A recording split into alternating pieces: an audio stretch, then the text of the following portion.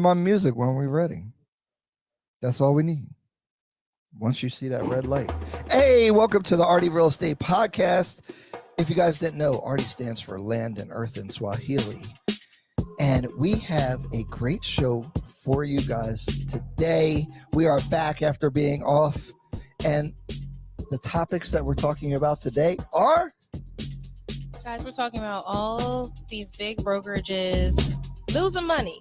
Everybody's losing money. We talking about some other stuff too.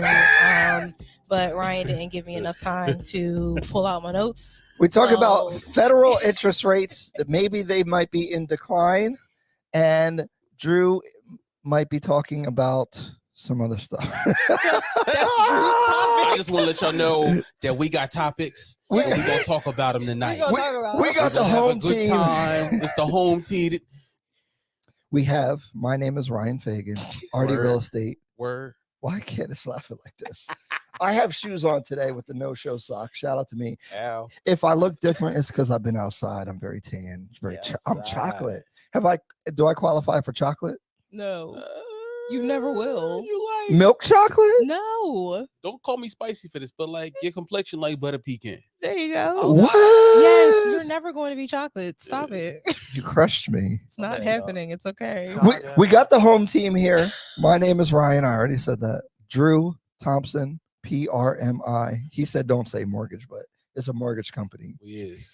He's a branch manager. So he gets the job done. He gets your money to buy the houses. All the houses. Or to refinance if you want to go on a trip or something or upgrade your house. Buy your spouse out of the property because y'all getting divorced. Pay for your divorce. Pay for your divorce. I'm crying. You know, have your divorcecation. Shout out to Kevin Samuels. Kevin Samuels. Why? RIP. Rest in peace to Kevin Samuels. What is happening? I don't know how we got there. We got Candace the realtor. That's her new name that we've all agreed and decided on. The GOAT. Shout out to you. The real estate queen. Shout out to me. New Jersey, the queen of real estate in the Northeast. That's what we're going with. Let's go. He said, we got Kevin producing. That's my brother. He thinks owning a house for his personal residence is a scam, but we're going to talk some sense into him. Am I the Little Mermaid? Is that what that says? Yeah, Kevin. I can't. So Kevin puts up those banners, so we don't know. This is an interactive show, so make sure you comment, ask your questions. We're going to have fun today. You can super chat to support the show. If you're watching it in post, meaning that you clicked on it, not live, you can do a super thanks. We appreciate it. We're going to get better. We're going to have a good time. We're going to educate, but also have fun. If you're in the New Jersey area, we have a real estate mixer networking event about how to get started in real estate investing. But really, we're going to just be out there. We have an open bar, and we're going to sip on some things, meet some nice people. Maybe you meet your business partner, but we're going to listen to some Drake, some Burner Boy, and vibe out and learn a little bit about real estate. GTL, Ryan, Jim Tan Laundry. Yo, Jersey Shore is the best. Oh, man, we don't have a market update because a lot of the topics that we have today are market related.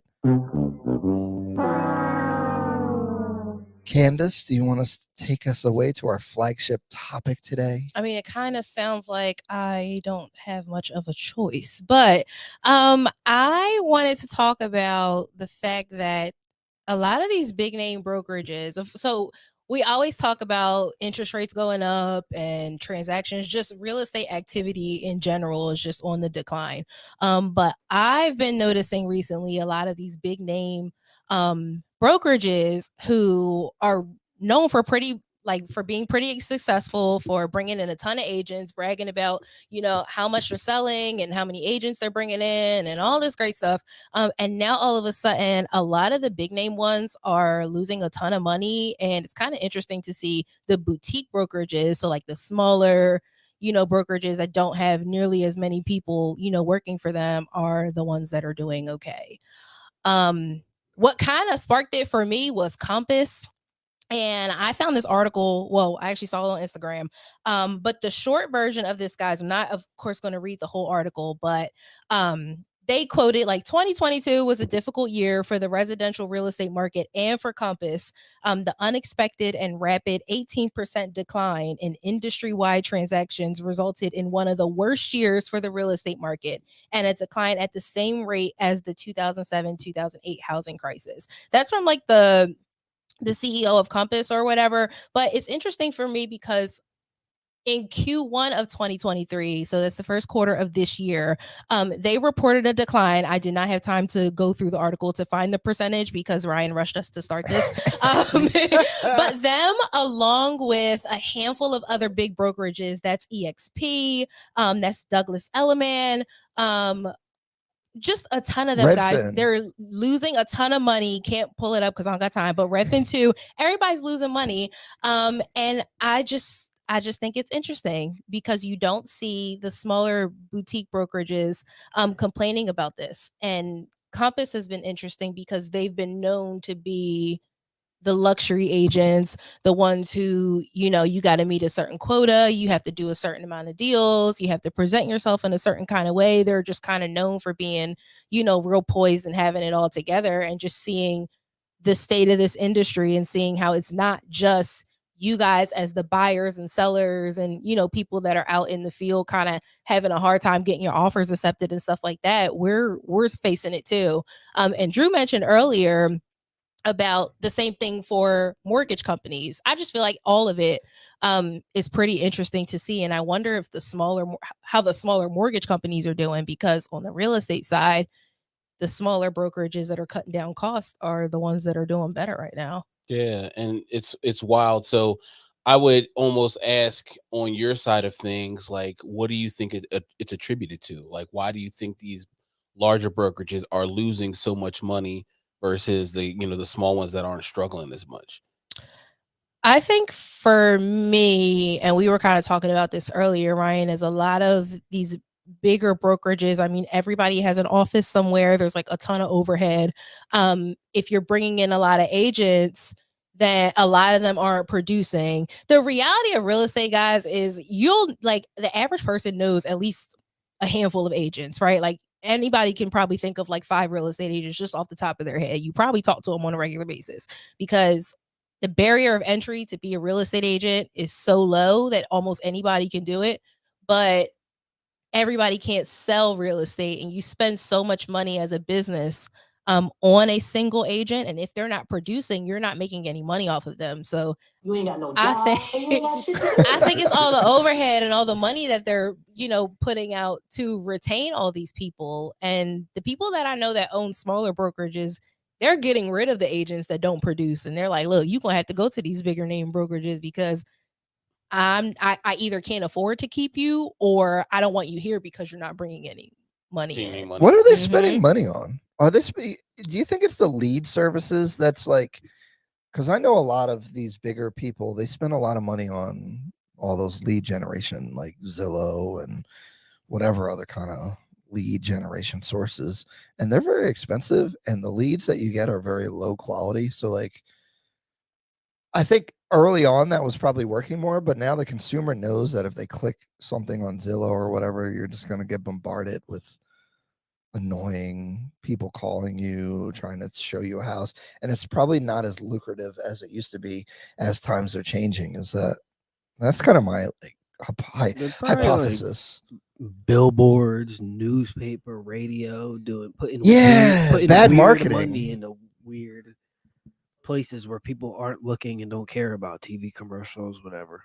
I think that's a good point. Yeah, I think the hard part about being a big company, I believe that, and this is in any business, you can become so big that you become out of touch and you lose the things that actually work. And I think that that's what these smaller companies have, like, to their advantage over these bigger brokerages, because if you're talking about cold calling and door knocking and all of these things that, you know, somewhat work but are kind of outdated in the way that things used to be, it's kind of hard for you to adapt when you have thousands of agents and kind of like pivot the way that you do things, versus if it's just you and maybe like your team, or, you know, there's like 20 agents or less or whatever. It's a lot easier to change the culture or change the way that you're doing things when there's not as many people that are affected by the change.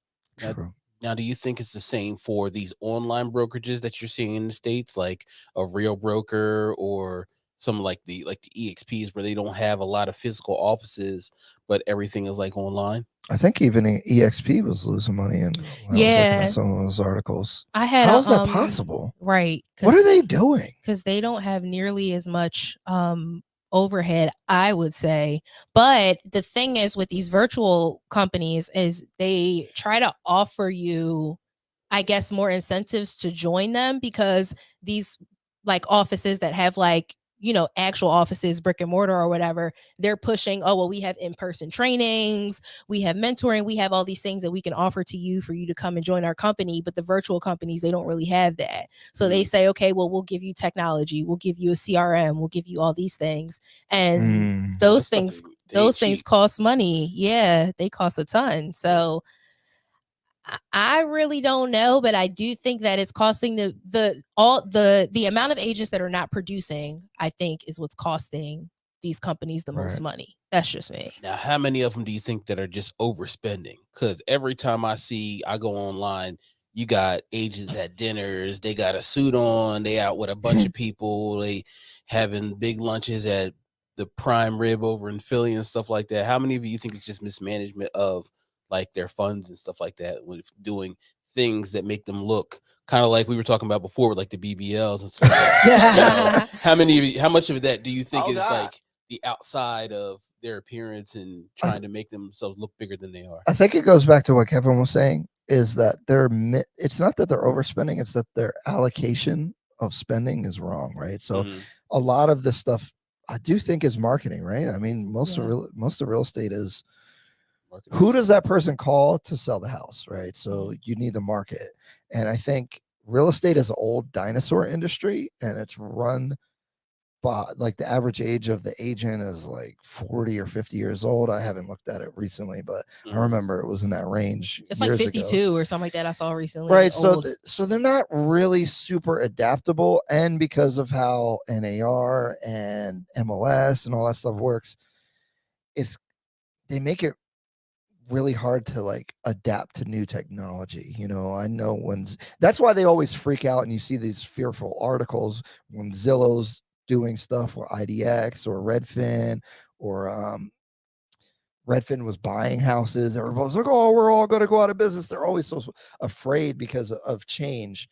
So I think the small boutiques are spending better on social.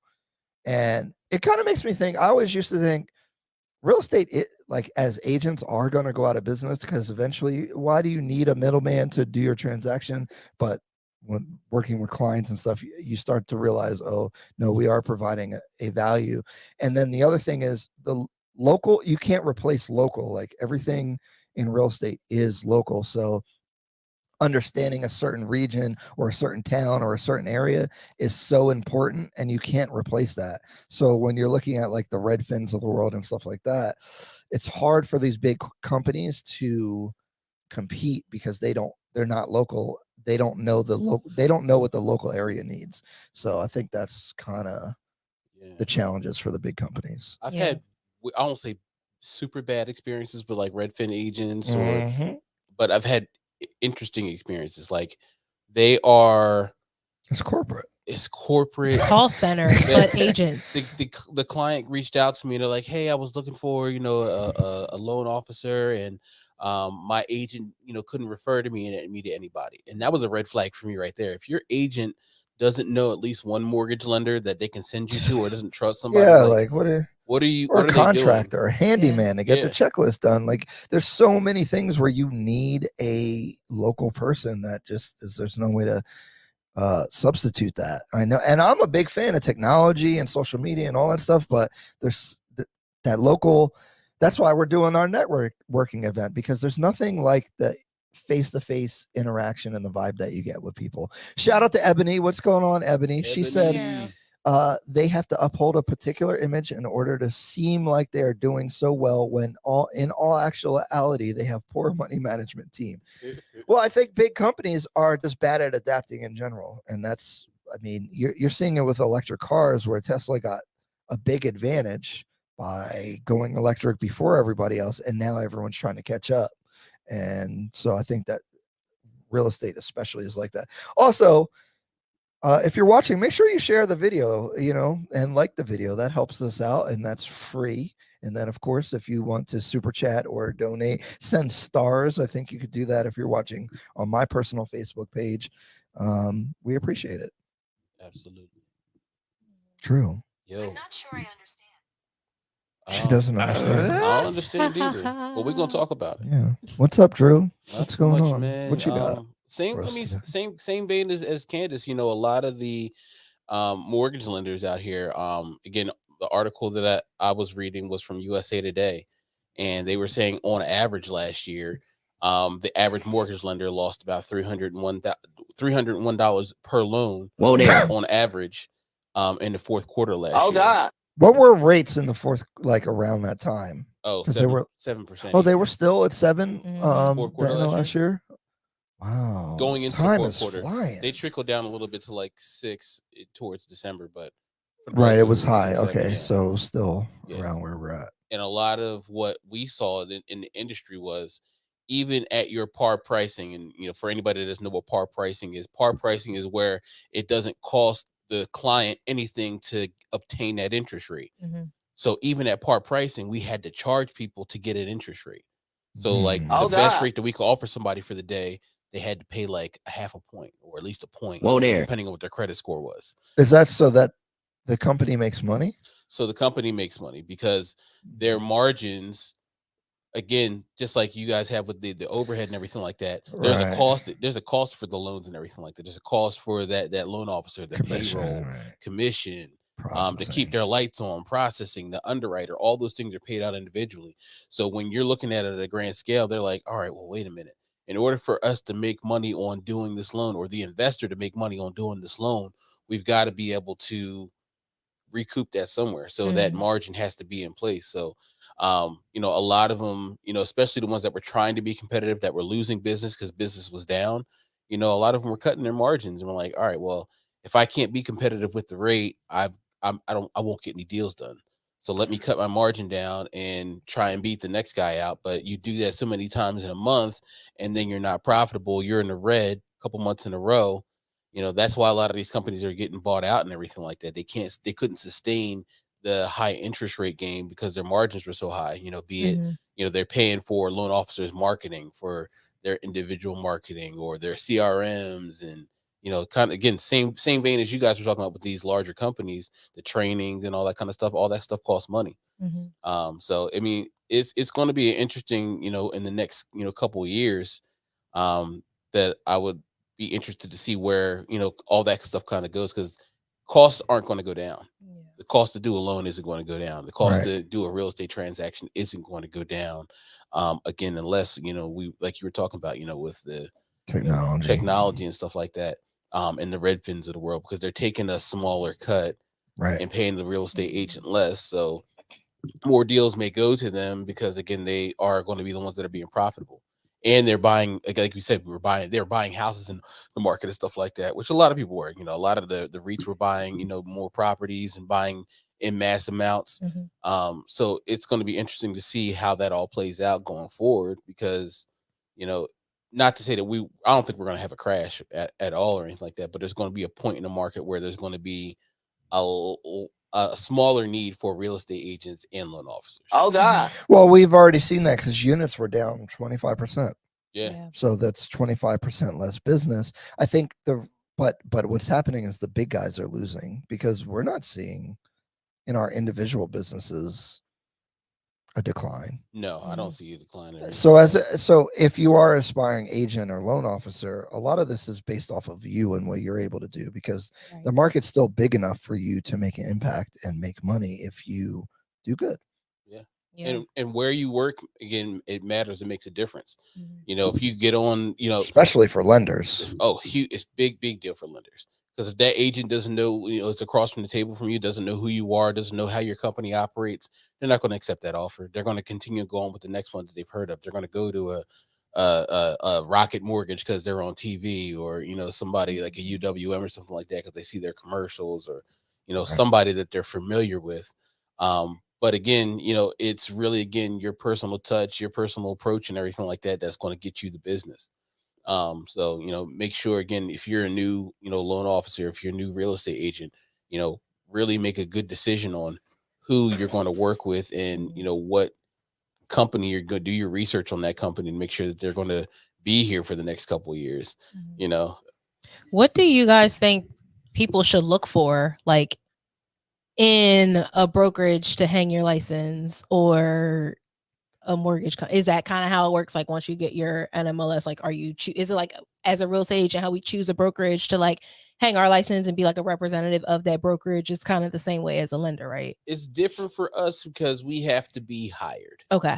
But because of the state of the market right now, do you really have to be hired somewhere? You can probably go to a company and say, hey, I want to work for you. Mhm. I want to hang my license here. And some companies will be like, I saw your production last year. We're not looking really going, we're looking for producers. We're looking for people that are going to put out numbers and stuff like that. So they can turn you down as a lender from hiring you and everything like that. Real estate agents are a little bit different where they're going to be like, oh no, come hang your license here, because they see it as a numbers game. I won't say there's less overhead for a real estate agent, you know, but you Probably is. but it's probably less overhead And for liability. them. Liability. Yeah, that's what it is. They're not paying your health insurance or anything like that. You know, you guys are doing all that kind of stuff on your own. Your 1099s. We're W-2 employees for the most part. Some of us are, you know, exempt and everything, but you know, so a lot of mortgage companies, when you go to them, you know, if you're trying to apply, you're applying, they want to see what your production is. They want to make sure that they're going to get the investment that they're putting in you back out at least. You know, they're looking at your production from last year and you only did $1 million in business, and it's going to cost them that much to insure you and to hang your license there and to get you pay for your continuing education. They're like, I'll have a wash, but why would I get a wash when I can find somebody else that's putting out some more numbers? So they won't hire an asset. So it's not so much of a hanging of, but one of the things that I look for when I go to a company is their operations, to make sure that they are going to be able to get a loan closed quickly and efficiently. When I look at the company as a whole, I like this right here. I look at what their financials, what they did last year, you know, and what they are doing, what their plans are, is one of the biggest questions I ask. What are your plans to survive in this high interest rate climate? Are you cutting your margins? Are you just taking it as it is? What are your plans for what's your 5-year plan on making sure that you guys can sustain in the, because again, nobody wants to hop around to different companies. You know, just like, you know, agents, you guys want to hang your hat somewhere and, you know, kind of have that name and, you know, make sure that you're linked to somebody that's going to be fruitful for you and you can be fruitful for them. But one of the biggest things, again, like I said, for me, is just making sure that they are a solid company and that they're growing versus they've been on the decline for the last 5 years and they might shut their doors at the drop of a hat. Ebony is asking, as a lender, if you're brand new, would it be hard to find employment? No, it's not hard to find employment as a new person, because there are lenders that will give you a chance because you are new, and that they'll see it as, all right, well, they're new in the industry, they're hungry, they're ready to get out there, and they'll give you a chance in the industry. You know, when I started in the industry, I was brand new and I got to start at free mortgage, you know. So there's always companies that'll hire you as a new loan officer. It's just, like you said, it's going to depend on that lender and how much they're willing to risk on you being new and not producing for X, Y, and Z amount of time. And you've got to be willing as well, because especially in this climate where we're not doing refinances as much, you got to make sure that you're going to be okay, possibly not making money for the next 6 months. I think that's the thing that people need to know when they get into being a loan officer, is the different types of companies. Yeah. So the company that we used to work at was based off of refinancing loans. Refi house. Whoa there. So you would make a lot of money in commission when rates would go down. But once the rates went up, there's really no one to refinance. Yep. So you sat there and made $15 an hour and you were sad. Yeah. But at the same time, when times were good, people were making $500,000 a year, crazy numbers. So that's the type of industry that it is. But if you're savvy and understand the motivations and like the business strategy of the mortgage company, if you wanted to, you would move to the place that had the best business strategy for that market environment. I like this right here. Mhm. Yeah. Yeah. Now that takes some experience and learning, because I didn't know what I was getting into when I was like, oh, I yeah, sure they as hell offer did. you if you look at the ad in Indeed, the income that it says that you can make is be like $250,000 Yeah. max income, but it's commission, so it don't really mean nothing. So, but that's how they get people in the door. Yeah, I see Mhm. the ads all the time. Oh, you can make up to.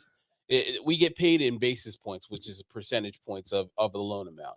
So let's say, oh, you can make up to 350 basis points per loan, which is 3.5%, which sounds great.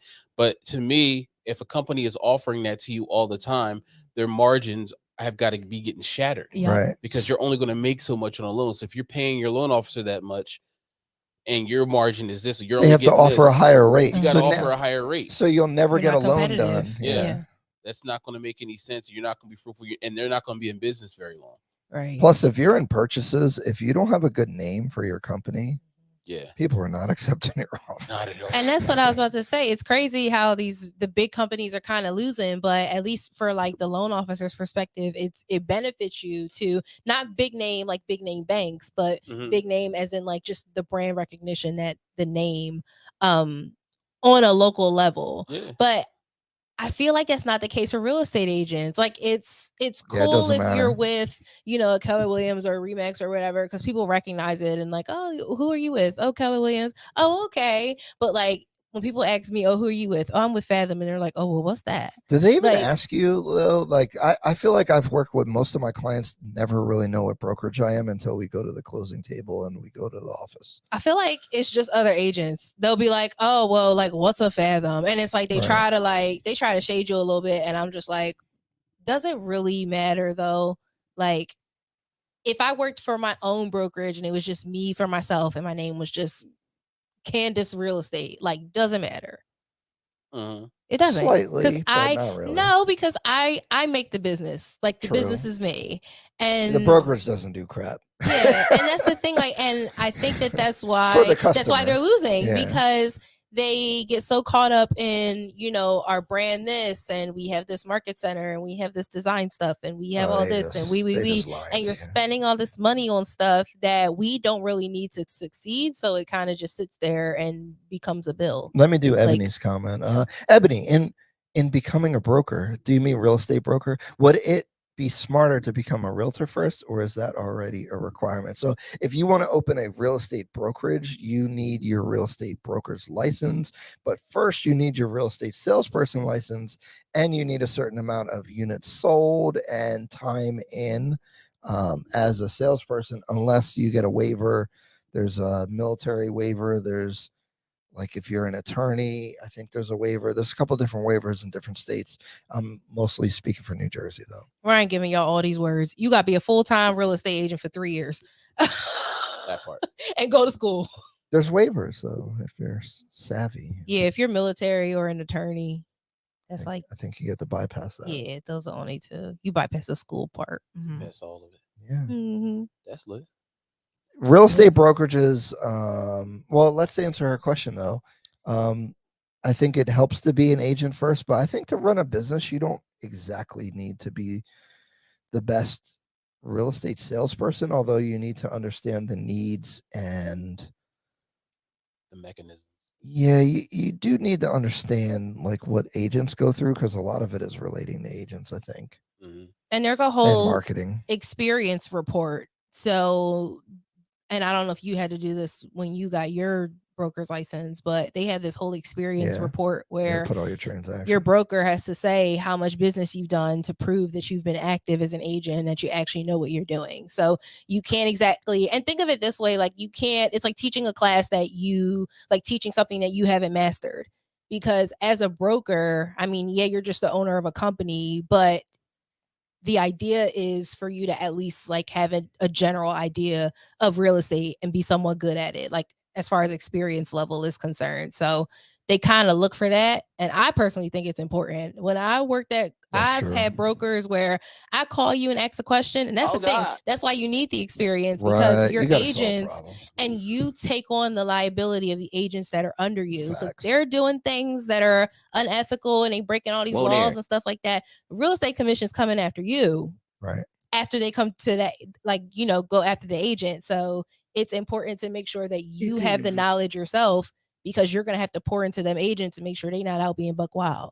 Yeah, if your broker can't solve your problem, then that's not a good thing. Yeah. I had a broker every time I asked her something. Call the real estate commission. She'd be like, call the real estate commission. What? Oh, God. Call Bright MLS. Call Jesus. And I'm just like, I'm just going to take matters into my own hands and just figure it out myself. And that's what I was doing. But like, no. We don't want to. I think that's why the big companies are in trouble, because people are realizing that they provide zero value to agents. Yeah.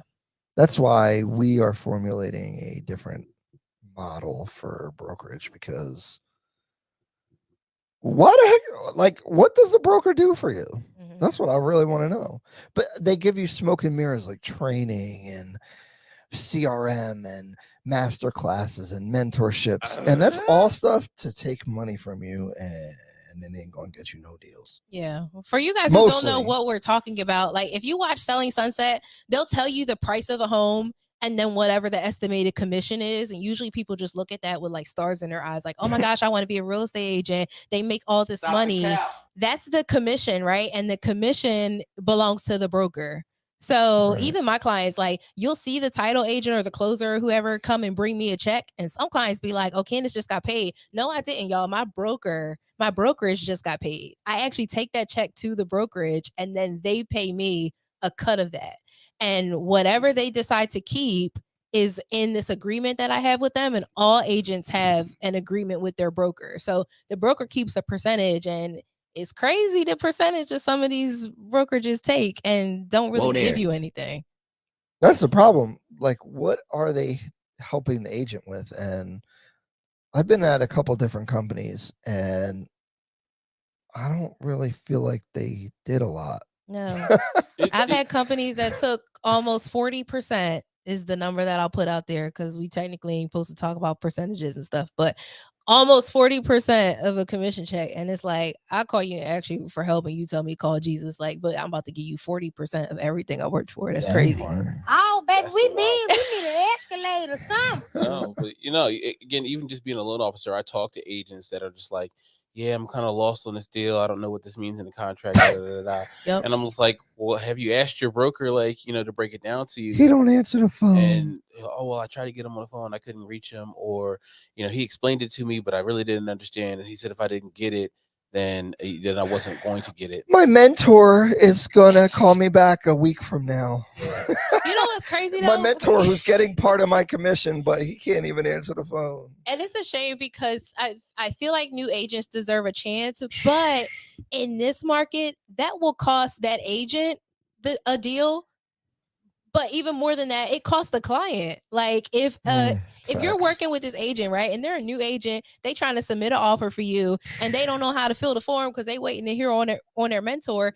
Yeah, the agent just lost the deal, but you just lost your house because your agent wasn't educated enough to know how to put the offer in. And people don't know the things that go on behind closed doors. And that's why sometimes I'm like, this is why I became a mentor. Like, this is why I'm happy I'm a team leader now, because I needed this in the beginning. Because sometimes, like, our agents will text us stuff and we'll look at each other like, yo, I'm glad she asked that before she just, like, did whatever. Because this agent's out here just figuring it out. And I'm like, we got legal contracts here in our hands. Like, these are real signatures. That's a lot of money. Yeah. It's crazy. It's people's livelihood. People's lives. You know what's wild? Like, everybody saw like Wolf on Wall Street and those type movies and everything like that. We got in the mortgage industry and everything like that. They were like, oh, well, when I started, the mentors that we had at Freedom, when I started, they just gave me a phone and they told me to start dialing. I just started dialing. I figured it out myself.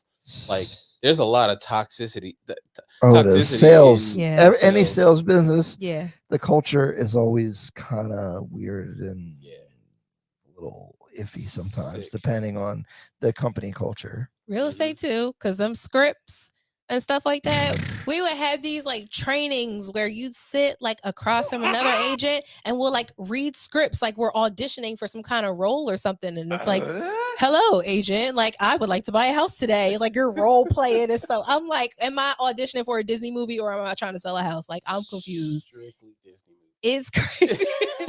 It's giving Little Mermaid.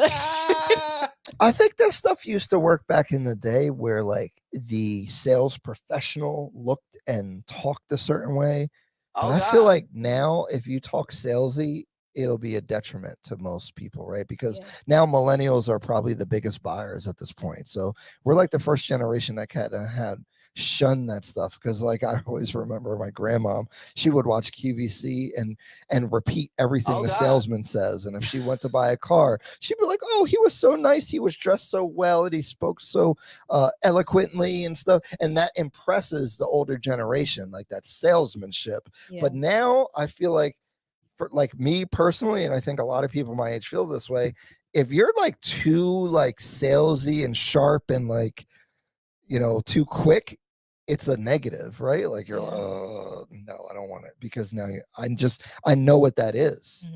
We're like the generation that like came up with the whole idea of like vibes. Like, oh, you gotta the vibe just ain't right. We're not a good fit. Like, it, bro. I used to tell people all the time, like, you're talking to me like a salesman. No, I'm not. Yes, you are. Right, it's yuck. It's nasty. I'm like, Lil, it's like manipulation. You detect it right away. You don't like it. So if I know they're reading a script, like the solar people, a good solar person will come and just talk to me like a normal human being, and I appreciate that. I feel like you're insulting my intelligence when you're reading a script, because it's like this, you know, like massaged message that you think psychologically is going to trick me. You're going to ask me 3 questions to get me to say yes, and then all of a sudden I'm just going to say yes to whatever you say, because I like, come on, guys, because I've been through these trainings and all that stuff. But and there is like sometimes some of that stuff works, but you got to pick your spots. I think that's huge, picking your spots, because even with like the scripts in real estate, I think it's good to have a script if you're new, not to go off of it, but so you know just the general idea of what a typical conversation would look like. But you have to be able to pivot, because if your script say that the seller's going to say this and they end up saying something else and you get stuck, now you look like you don't know what you're talking about. And the reality is you kind of don't, because you was going off a script. Hold on 1 second. Let me call my manager, because the script don't read this way. Let me call my mentor. Oh, wait, they busy. They gonna call me back next week. So I'm gonna call you in 8 days. In 8 days, no, right? It's can't. Funny you mentioned the solar people. So I was having lunch with my insurance guy the other day, and the guy that was sitting next to us was an older gentleman, and he just struck up a conversation with us, and he ended up being a solar guy. So he wasn't going off a script or anything like that, but he was like telling it like it is. He's like, that company, what I don't want to say anybody's names. Sunwalk, yeah, they're full of shit. Look in your contract, da da da da da. And he was telling the guy that I was having breakfast with, he was like, go pull your contract up. This section of the contract is going to tell you how long the warranty is on that, and it's only going to last you for 10 years. But the company that I work with has it lasts you for 25, and you can get your whole thing replaced. You can move it to the next person. He was giving actual facts on, and he wasn't selling us. He was just like, no, he's like, I'm just telling you, they're full of shit. Well, that's actually good sales. And I try to talk about this in our training, and when we're talking to our agents, it's like real sales is like taking a client's problem and helping them solve it in a way that actually helps them, right? So like, you know, like figure out a way, like in mortgages, that's why I like mortgages, is that once you know about someone's lifestyle, you can propose different products. Same thing in real estate, on the real estate agent side, though, like certain neighborhoods will, you know, or like the way they structure their offer, or all kinds of different things can help someone actually achieve what they're trying to do. And that's what actual sales is. I think in our mind, sales is just that quick talking guy, but that's actually not sales. Yeah. I think for me, because I try not to be salesy. I don't think I have that pushy like personality anyway, but I've just always lived by the idea that I'm not here to try to convince someone to buy a house. I'm just here to advise you. And I tell my clients that all the time. I'm like, I'm not trying to convince you. Like, I'm just here to advise you. Like the decision's up to you. And since I operate in that, I think that makes me come off less salesy. Well, let's Because have a real conversation though yeah, about that, because sometimes you have to help people get out of their own way. yeah, And and it that's feels like the you're pushing advising. them. Yeah. I think that's the advising piece though, because for me, and it might be the more personable versus salesy, is if you're going buck wild and you're making all these decisions, I'll tell you straight up, if I were you, I would do this. And for me, it's personable, because I'm telling you, if I were in your shoes, knowing your situation, because I've took the time to learn it and, you know, get to know you and all of that, this is what I think you should do. And I'm not exactly trying to convince them to go my way. I guess I am in a sense, but the approach is, I'm advising you. This is my advice. I'm telling you that if I were you, this is what I would do, versus, well, you need to do this because blah, blah, blah, blah, blah. I think it all comes down to the approach. And if you come off salesy, then I think people lose trust in you. One thing I struggled with actually all the time about this is when you have a full picture of the client situation and you could see that this is a good deal for them. Like, it checks all their boxes, but maybe they're just emotional or frustrated or flustered about a certain, like, people get stuck on small things sometimes. Like, we might be within $5,000 in a price negotiation, and this is like the right house for them. You've showed them many houses and they love the house, right? So you know it's the right house for them, and it's still a good deal, even if they pay $5,000 more than where they're at currently. It feels kind of weird sometimes to try to convince them that they should pay the extra $5,000 because it's the right deal. But because you are experienced, I do think sometimes you do help people by convincing them to do something that maybe they're a bit resistant to do, like paying $5,000 more in their offer to get this house that they dreamed of. Because $5,000 over, say that's their dream home or whatever, is probably worth it. But the second idea I have in my head is, well, how do I know better for somebody than they know for themselves? So that's like the battle that I have. But sometimes it's very clear, like, this is the right deal for you guys. Like, you should make it work. And there's a certain level of like expertise behind our opinion too, Right. because especially if you're like a first time home buyer, or you're just, less experienced, I may be able to look at something and say, yes, I think this is a good fit for you. And you may be saying, no, it's not a good fit, but why isn't it a good fit? What are the facts behind, like, what is provoking that decision? Why do you feel like it's not a good fit? Because your reasons for it not being a good fit may be reasons why I think it is a good fit. And if my reason is, if my opinion is coming from a place of expertise, and you hire me as your agent, then you trust my expertise and I should be able to give that to you. And then you be able to make the decision from there. I've been able to get people to change their minds by doing things like that, by asking them like, well, this house it checks off every box. So what's the issue? They're like, it doesn't have a long tub. It has a standing shower instead of a soaking tub. Okay. And so let's Google the price of a soaking tub real quick. You're going to miss out on this whole house because it doesn't have a tub. Are you kidding me right now? Well, something happens where logic is not the primary thing. And because it's emotional for the people buying the house. So being the unemotional party, you can help guide people in that situation, and I think it is and valuable. I'll play devil's advocate, because again, it's a huge investment. Yeah. So when people are thinking about buying a house that they can't get out of, they're like, I want everything, I want the world, and if I can't get the world, I don't want this house. So being able to tell somebody like, hey, this is your world, and even though you're investing a lot of money in this one small thing, or this thing that you think is your holdup, is not it, because you can easily have this here by adjusting what your vision is for the next 5 months in this house. You can have your soaking tub. It's just going to take a year. You plan to be here for how many years? Oh, I'm going to play here for 15 years. All right, well, you got time to put that soaking tub in.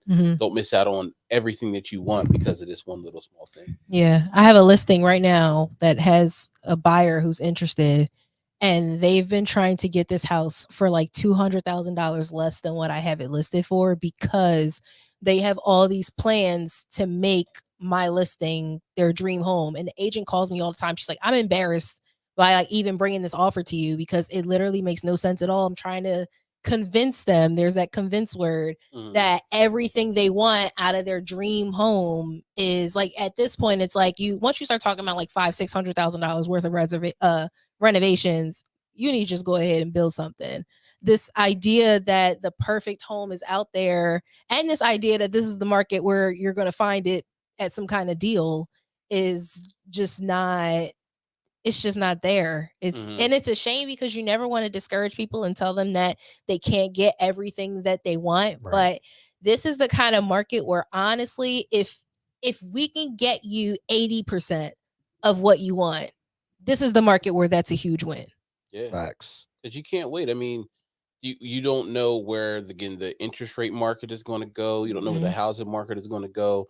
If rates go down, there's going to be so much more competition. You just don't know what's going to happen. So why wait on your dream when you have the opportunity to achieve it now? Yeah, guys, if you've decided that you want to buy or sell a house, make sure you know that that's what you want to do.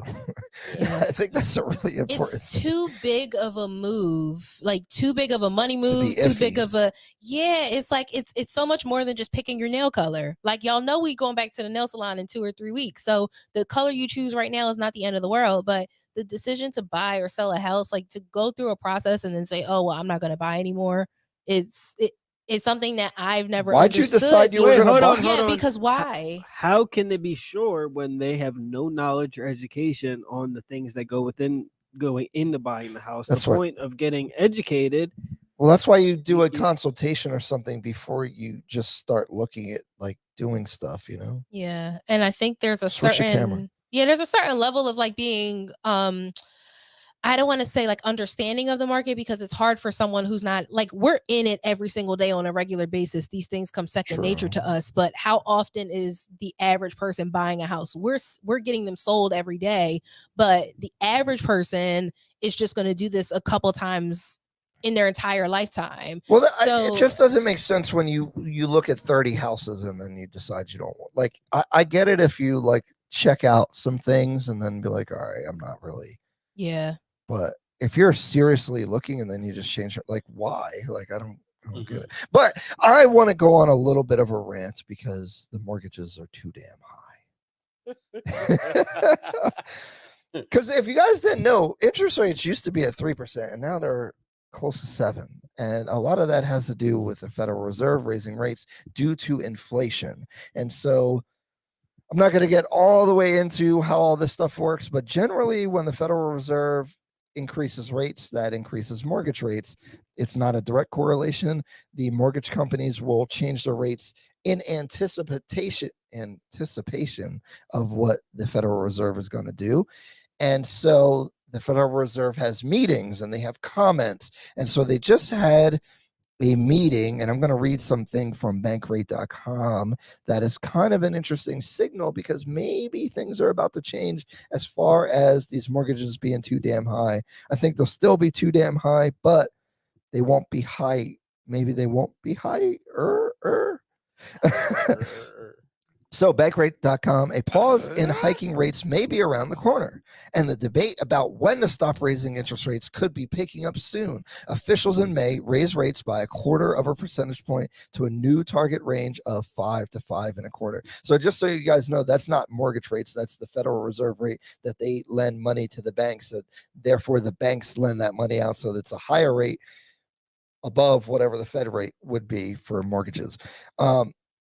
And that's the highest in nearly 16 years. The largest majority of officials projected back in March that's where borrowing costs will peak, signaling an upcoming pause even more directly.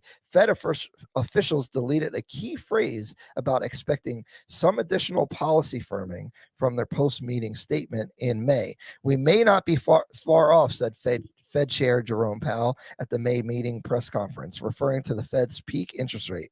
We're possibly even at that level. We will make that determination meeting by meeting based on the totality of incoming data and their implications for the outlook for economic activity and inflation. So basically, the Fed has been raising rates because it helps slow down or reduce inflation. And it seems to be, and a lot of the chatter and a lot of the articles and a lot of the Fed meeting minutes are signaling that they might be done raising rates because inflation is slowing down. So we should start seeing prices for eggs and all that stuff calm down, going up.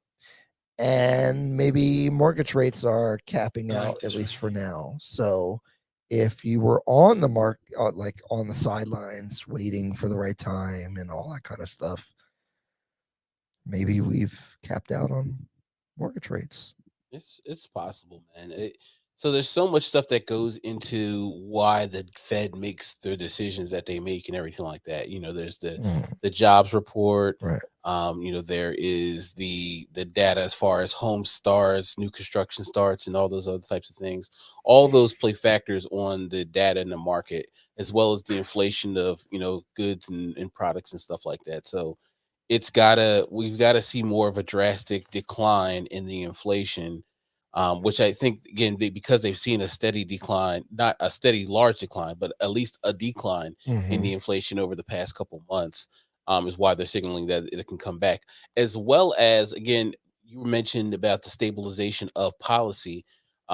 They've got to get a hold on the whole bank failure thing. Yeah, that's a big problem. So that's also what are stopping too, because the small banks are losing money as they raise the rates, which can affect the mortgage companies too. I think that's kind of what we're seeing. Absolutely, it's gonna affect us. It's gonna affect everybody. Because again, if the financial market is in a disarray and people can't put their trust in the banks and put their money in the banks, where are they going to put it at? That's a big problem. Kev, do we have comments in there? Oh, okay. And again, at the same time, it also goes into all right, how long do we play around with our inflation and the money that we have here when we have BRICS going on overseas that could devalue us at the same time?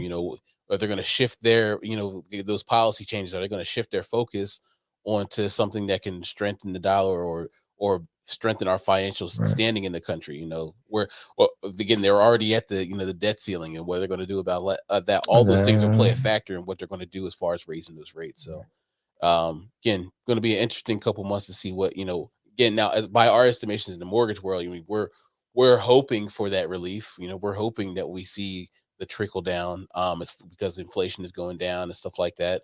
But it's been topsy-turvy the past couple of weeks. Does rates coming down even help clients or customers? Because if the rates come down, people are going to go. There'll be more buyers. It'll push the prices back up. It'll push the house prices back up. Because no one's selling their house. No one wants to sell their house. Yeah. So if you add more buyers and the inventory stays the same, it's just going to get uglier. You'll get some more buyers back on the market if rates go down, because would I sell my house and I know I'm going to get a 7% interest rate? No. But would I sell my house if I have a 3% and I'm going to get a 4 or 5%? Yeah. Well, that's assuming the rate goes down, though. I don't know if that's going to happen. That's what I'm saying. We might just stop going up. We might stay around 6, 7. And again, eventually, if it becomes the new normal, or if it becomes the constant for the next couple of years, people are going to have to say, all right, well, if they got to move for work, or if they have to get out of their property for a situation where they can't afford their mortgage because taxes have gone up and they have to sell their house, there's always going to be situations where people have to move. The average home price in New Jersey is $450,000. Yeah. With property taxes and the current rates, that's like $3,500 a month. Yeah. Who are buying these houses? People that don't live in New Jersey. That's what it is. They come from New York, and they people buy them up heavy all day long. They love these prices. Because again, New York is 10 times worse. I was looking at the data. What was it, a couple of days ago, and certain counties in New Jersey have like 4 or 5 months of inventory. But again, they're Atlantic County. What was Atlantic County? Was it Bergen? What? I forget 4 or 5 months. I think the average is like 1.5 months of inventory. But you got to look at the quality of the inventory too. Their median home price down there is like $250,000. I feel like that's the hottest part of the market. That's where everybody's trying to buy. That's where people are trying to buy. They just not buy point, the house, but not in Atlantic City. What's the quality of the house in Atlantic City? In Atlantic City, or again, they had over 1,000 houses sold up in Bergen County, but how many are actually on the market right now for Right. sale, you know. Right. Mm. So it really it gets cyclical when you're looking down at like the actual counties and you break it down and stuff like that, because certain areas aren't the same.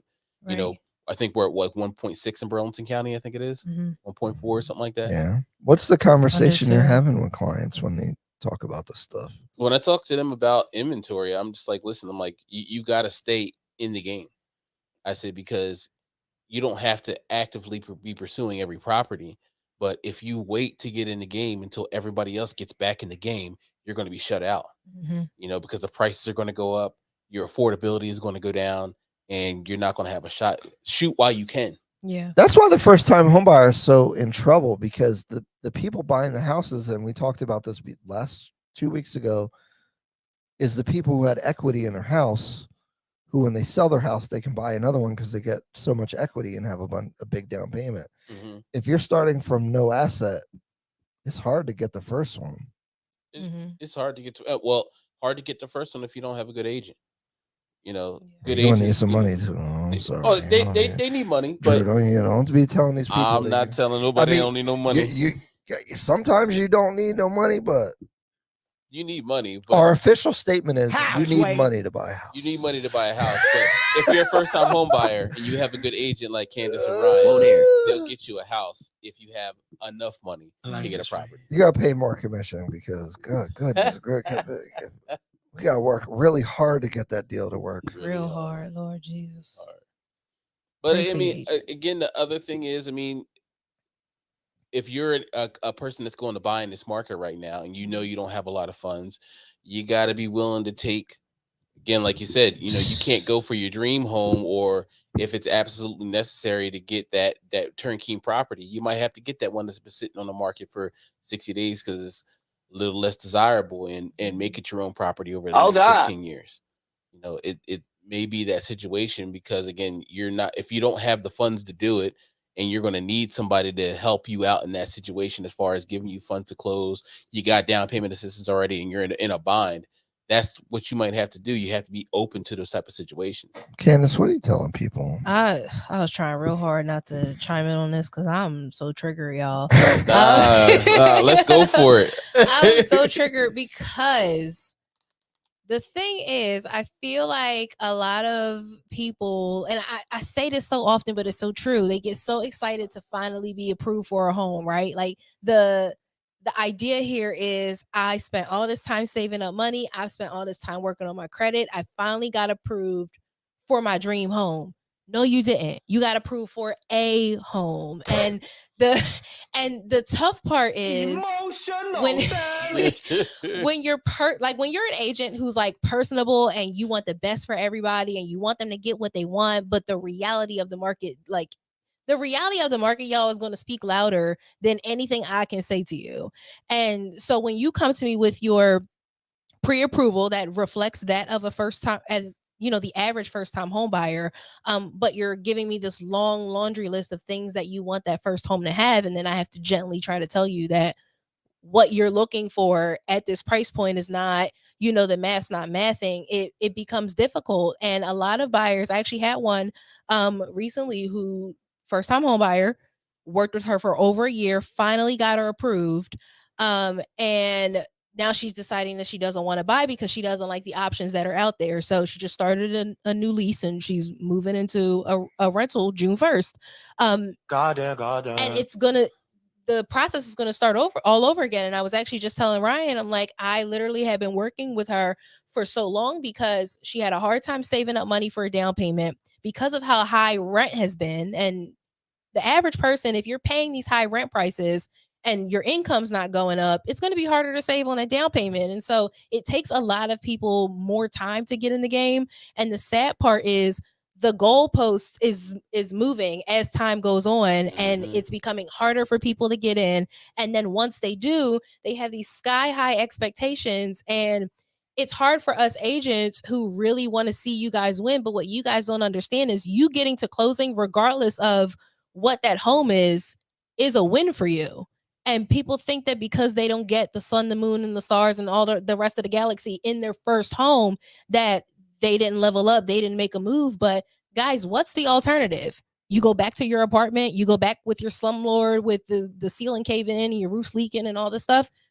Or do you buy this house in this less desirable area because that's what you could afford? You stay there for a few years, you make more money, you level up as people generally do the older that they get. You turn that first home that wasn't your didn't check off all the boxes, you turn that into a rental, and then you move into what actually works for you. It's a process, and there's nothing wrong with leveling up. And it just, I get triggered and frustrated because people tend to think that once they get in the game, they have to, it's like we're going straight to the Super Bowl. And it's like, no, like we got to do something first before we can even get to the Super Bowl. Like, yeah, you gotta let's make the win playoffs. a couple. Yeah, like let's make the playoffs before we get to the Super Bowl. And people look at me, oh, well, you're young and blah, blah, blah. If I showed y'all pictures of my first house, these are the same houses that y'all turn your noses up at. But look, I bought it. I lived there for a couple years and I got a tenant now who pay me real good. And but it takes time. And when people don't get that, it becomes frustrating and you get in your own way and you stop yourself from getting to those goals because you won't even get past level 1 because you're so fixated on level 10. Yeah. It's so frustrating. Why did what you say made me think of a Drake line? Oh my God. What does it make you think of a Drake line? Which one? Is it what I'm thinking of? Go ahead. He said, I'll give you the world, but there's other planets too. We're not talking about the sun and the moon. I'm like, God. oh man, it's frustrating. That's though. real. That's real though. Like, It is. You got to gotta- get there. Everyone's looking at Instagram and they want it all and they want to flex on their friends. But It's powerful. It's the home affordability conversation though too. people like- just, you know what it is? Back in the day, people were like cool with like whatever they had. Yes. You know, you might. Or you make $40,000 a year and a house costs $500,000. No, that's definitely true, right? Mhm. So like the middle class was easier, but people also like, I always say this as a tip, and I need to record this as a video. Like old people took better care of their houses. So if you show a house to a baby boomer, it might be outdated, it might have wallpaper, but that HVAC system has been maintained. No, I ain't got no money. Well, no, people have money. They got Gucci belts instead. They ain't got no money. They got a Gucci belt. no, because they have like, "Man, BMWs. I ain't never gonna save up $20,000 for this house anyway, so I'm gonna buy a Gucci belt. No, I get it, but they have nice cars. The spending habits are a little bit different than. And the that's a whole previous nother generation. rant. But affordability is a Yeah. problem. People are making less money. It's kind of both. I agree with you, Kev, but part of it is like people maintain their stuff better. They like slowed down a little bit. They weren't keeping up with the Joneses as much. They weren't trying to flex. And so when they go decide to buy a house, it's got to check. They kind of, like you were saying before, they kind of feel entitled to all these things. And your first house, just get in there and then leverage that for the next one. But Yeah. their standards are too high. Old people had different mindsets. I mean, you think about it, a lot of them had 10 kids in the house at the same time. They took care of a household on a $40,000 salary when things were super cheap and everything like that. So, But they actually made more than we do today. That's the funny they thing. do. With They- inflation, they made more they money. did. They were simple. Like I would say, like for example, my grandma when she was living had the same cell phone for like years. She wasn't upgrading every time Apple came out with another phone. Mhm. She drove the same car until all 4 of the wheels fell off. Like Grams will be driving on 3 wheels if it came down to it. But like we have this culture where like everything got to be upgraded. We got to stay on top of everything. We got to, and There is a social pressure to that, though, There right? is. Like If because you got a dusty crib, you ain't getting no girls. with that, no, that's a real thing, though. Like Yeah. guys have more pressure to like seem like they have stuff because otherwise you're not going to get any women, or like or you're just not going to be cool, or you're like people, you're not going to get invited to the party and all that kind of stuff. So there is more social pressure to like look the part. Yeah. Mhm. And old people were just like, nah, I got to save so my kids can have something. yeah. Or I True. got to save so my family can live in this house. My grandma is 97 years old and she's lived in that house for 60 plus years. Like, it's one of those situations where people just today we want instant gratification. Yeah. But If to something Kevin's gets dusty, point, we that's- won't even stay in a home for all 30 True. years to get to the point No. where we paid the mortgage off. well, that's Yeah. crazy. But to Kevin's He point, said though, that's crazy. to Kevin's point, people today are, when you account for inflation and the cost of living, they're actually making less money than they did 30, 40 years ago. So there is that. Yeah. So on that note, Ardhi Real Estate Podcast, guys. I hope you guys had a nice time. I had We a have great the time. home team. Phenomenal time. Andrew Thompson, Okay. PRMI, not mortgage. Mortgage company. He was Candace- writing it. Mortgage. Candace, the Loans. realtor, real estate Go. queen of the Northeast, at least New Jersey. We're taking over. Just Ardhi New Real Jersey. Estate I team. ain't driving over no bridges to sell no houses. Jersey only. Ryan Fagan, just the guy, just the guy. Shout out to the loan processors. I appreciate you guys. Oh, now he loves the processor. Mm, Shoot. That's it. Thanks for watching. Like the video, subscribe. Bye, guys.